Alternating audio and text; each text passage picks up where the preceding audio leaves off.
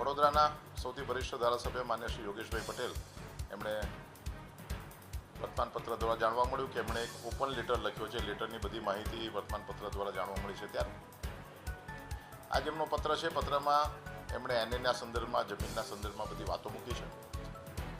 જે કંઈ એમની પાસે રજૂઆતો આવી છે તેના સંદર્ભમાં વાતો છે.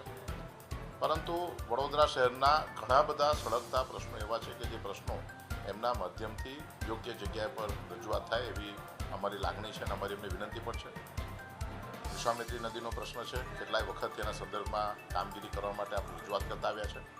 ભૂતકાળમાં માન્ય મુખ્યમંત્રીશ્રી અને અન્ય કક્ષાએ જે કંઈ રજૂઆતો પાર્ટીના માધ્યમથી, સંગઠનના માધ્યમથી, ચૂંટાયેલા પ્રતિનિધિઓના માધ્યમથી થઈ છે ત્યારે આવી દરેક રજૂઆતોમાં પણ એ પોતે હાજર રહ્યા છે.